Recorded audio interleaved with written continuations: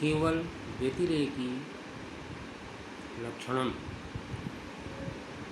व्यतिरेकमात्र व्याप्तिकम केवल व्यतिरेकी यथा पृथ्वी रेभ्यो विद्यते गंधवत्वात् यदिरेभ्यो न भिद्यते न तद गंधवत् यथा जलम न चेत् यथा तस्मान्न चेत् तथेति यत्र यद गंधवत्वादि भिन्नत्वम् इत्यंत दृष्टान्तो नास्ति पृथ्वी मात्रस्य पक्षत्वात्। केवल व्यतिरेक व्याप्ति वाले हेतु को केवल व्यतिरेकी कहते हैं। जैसे पृथ्वी अपने से इतर से भिन्न है, गंधवती होने के कारण जो इतर से भिन्न नहीं है वह गंधवान नहीं है। जैसे जल, वह पृथ्वी जल के समान गंध रहित नहीं है, अतः पृथ्वी वैसी है इतर पदार्थ के समान गंधहीन नहीं अपितु गंधवान है। यहाँ पर जो गंधवान है वह इतर भिन्न है, ऐसा अन्वय का दृष्टांत नहीं बन पड़ता। यहाँ पर पृथ्वी मात्र एक है। तृतीय केवल व्यतिरेक का लक्षण बता रहे हैं कि व्यतिरेक मात्र व्याप्तिकम, अभाव मुख से व्याप्ति वहाँ पर हो उसे केवल व्यतिरेकी कहते हैं। केवल व्यतिरेकी का लक्षण इस प्रकार किया जा सकता है कि अन्वय व्याप्ति शून्यत्वे सति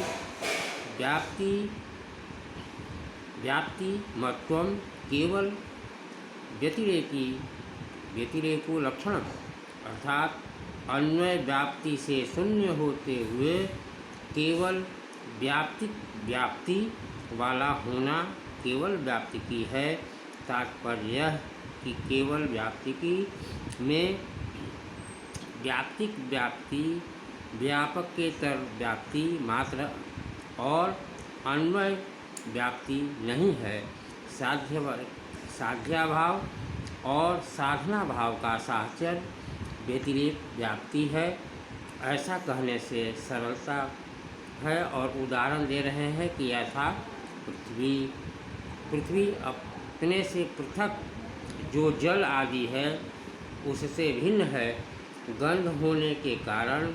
इस तरह पृथ्वी में गंध हेतु से इतर भिन्न का साधन किया जा रहा है।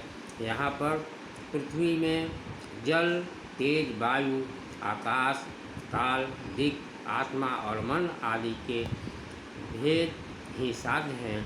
पृथ्वी में उक्त जलादि के भेद की सिद्धि करती है, अतः पृथ्वी ही पक्ष है और इसके साधन में गंधवत्व को हेतु माना जा रहा है। यहाँ पर यद गंधवती तदेतर भेदवत, अर्थात यत्र गंधस्य त्रेत भेद, अर्थात जो गंध वाली है वह इतर जल आदि भेद वाली है। अर्थात जहाँ गंध है वहाँ पर इतर जल आदि का भेद है, ऐसा अन्वय व्याप्ति दिखाई जा रही है, क्योंकि इसका उदाहरण नहीं हो सकता है। यहाँ पर समस्त पृथ्वी पक्ष है, वह सादिग्ध साध्यावती है और व्याप्ति का उदाहरण नहीं बन सकती है। पृथ्वी से इतर जल आदि गंध रूप नहीं है। उदाहरण से शून्य जो व्याप्ति है वह अनुमान के अंग नहीं बन सकती है, अतः दृष्टांत न होने से अन्वय व्याप्ति नहीं है। किंतु यत्र यत्र पृथ्वी तर जलाष्ट भावस्य तत्र गंधा भावः, अर्थात जहाँ जहाँ पृथ्वी से इतर जल आदि का अभाव है वहाँ पर गंध का भी अभाव है, जैसा कि जलादि से भिन्न व्यतिरेक का व्याप्ति मात्र विद्यमान है, अतः वह व्यतिरेक का व्याप्ति है और इसलिए गंध हेतु या गंध तत्व केवल व्यतिरेक लिंग है। अन्वय व्यतिरेकी में अव्याप्ति रोकने के लिए मात्र पद दिया गया है, न चेयम तथा यह पृथ्वी गंधवती नहीं है, किंतु गंध भावाभाव रूप गंधवती गंध के अभाव के भी अभाव वाली है। दो अभाव के भाव का भी ज्ञान होता है। जैसे यह अब्राह्मण नहीं है, इस वाक्य में दो अभाव बोधक शब्द है और इससे यह ब्राह्मण ही है यह बोध हो जाता है। तस्मात् तत्र तथा गंधाभाव भाववत्व होने के कारण इतर भाववती नहीं है, किंतु इतर जलादि भाववती है।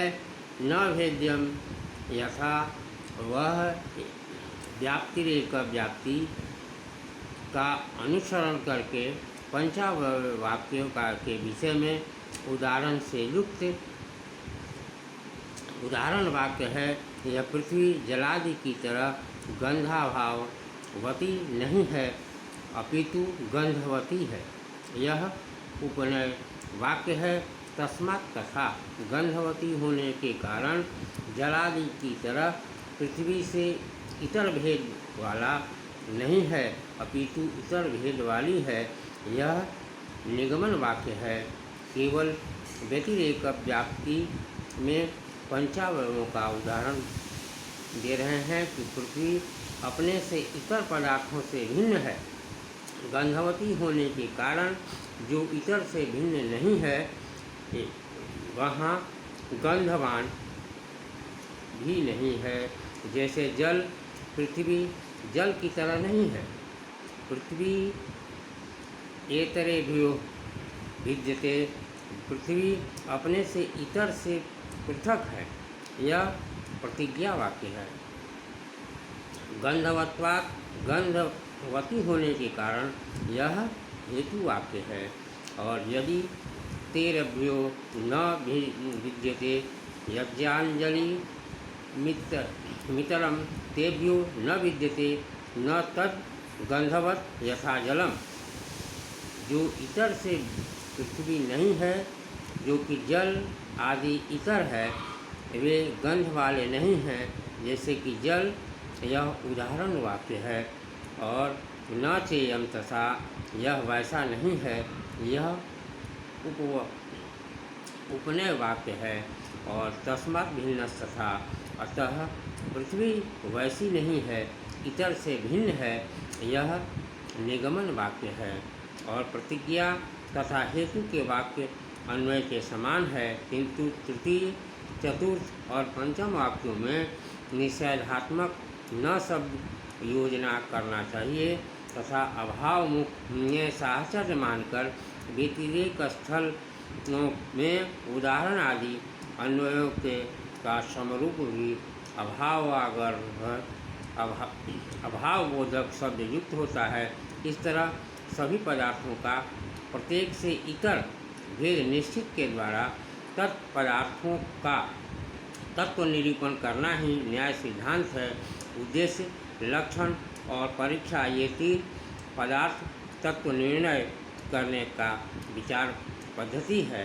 यह जानना चाहिए। और उद्देश्य के द्वारा पक्ष ज्ञान, लक्षण के द्वारा हेतु ज्ञान और उसमें इतर भिन्न ज्ञान, परीक्षा के द्वारा हेतु दोषादिकों का निवारण होता है। जैसे कि गंध लक्षण के द्वारा पृथ्वी में इतर द्रव्यों की व्याप्ति साधित हो रही है। अन्वय व्याप्ति और व्यतिरेक व्याप्ति के विषय में एक दूसरी बात भी ध्येय है। जैसा कि पृथ्वी अन्वय वाक्य के में साधन व्यापक होता है, हेतु व्याप्ति होता है, और व्यतिरेक व्याप्ति में उसके विपरीत में जानना चाहिए। अतः व्यतिरेक व्याप्ति में साध्या भाव व्याप्त है, जो साधना भाव व्यतिरेक होता है। इति